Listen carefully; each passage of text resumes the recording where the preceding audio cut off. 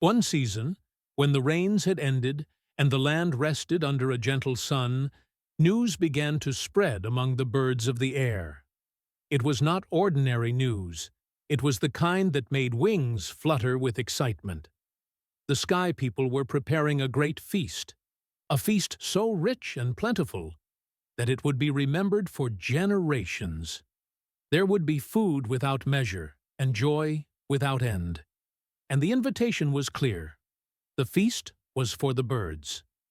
Only those who could fly were welcome. From treetop to treetop, from wing to wing, the message traveled. Birds gathered, sang, and prepared themselves for the journey upward. Down below, on the dry earth, Tortoise heard the news. When it reached his ears, his heart leapt with desire. A feast in the sky was no small matter, but as quickly as excitement came, reality followed. Tortoise looked up at the wide sky and then down at his short legs. He could not fly. For a moment, he sat quietly, staring at the ground. Anyone watching might have thought he had accepted his fate, but inside Tortoise's mind, thoughts were already moving. Slowly, a smile formed on his face. He told himself that where strength failed, cleverness could succeed. After all, he had never believed that only wings could lift a person. The next day, Tortoise set out early. He visited the birds one after another, greeting each with deep respect. He bowed low and spoke gently, choosing his words with care. He asked for no great gift, only a small one. Just one feather from each bird, he said, so that he too could travel to the sky. Some birds laughed at the idea. Others hesitated, wondering what business Tortoise had at a feast meant for flyers. But Tortoise was patient. He reminded them of friendship, of kindness, of how little one feather would cost. His words were sweet, and eventually the birds agreed. One by one, they plucked feathers from their own wings and fixed them onto Tortoise's body. When they were done, Tortoise was covered in feathers of many colors, borrowed beauty from borrowed kindness. When the time came, the birds rose into the sky, and with them rose Tortoise. Higher and higher they climbed, leaving the land far below. The wind touched Tortoise's face, and the clouds drifted beneath him. He laughed with delight, amazed at how far borrowed things could take him. As they flew, Tortoise spoke again, casually, as though sharing an innocent thought. He told the birds that in the sky it was custom for visitors to take new names. Names, he said, that fit the ways of the sky. The birds saw no harm in this. It sounded like a harmless tradition, and so they agreed.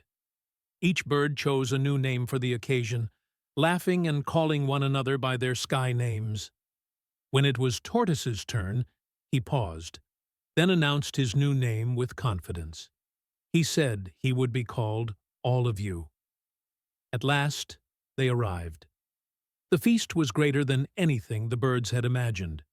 Food filled the space before them, rich and steaming, colorful and abundant. The sky people welcomed them warmly and prepared to serve the meal. When everything was ready, an announcement was made. The host declared that the food was for all of you. Before the birds could step forward, Tortoise moved ahead. Calmly, he reminded them that all of you was his chosen name. The words had been spoken, and he claimed them. Without shame, Tortoise began to eat. He ate greedily, taking what was meant to be shared. The birds watched in silence, their joy turning to disbelief, and then to anger. But no one spoke. The feast ended, and the birds' hearts were heavy. As they prepared to return to the earth, the birds acted. One by one, they removed their feathers from Tortoise's body. They did not argue, and they did not shout. They simply took back what was theirs. Tortoise begged them to reconsider, but his words had lost their sweetness. When the last feather was removed, Tortoise was left alone in the sky, unable to fly. Then he fell. Down through the open air he tumbled, through wind and cloud, until he struck the ground below. The impact shattered his body into pieces. The animals of the land gathered around him. They felt pity and worked together to put him back together again. They did their best, but the cracks remained. From that day on, Tortoise carried a hard shell on his back, marked with lines and patches where his body had been broken and joined. He walked more slowly, weighed down by the memory of his fall. And that is why, even today, the tortoise's back is covered in patterns, a reminder that cleverness without wisdom leads to ruin, and that what is gained through deceit is always paid for in the end.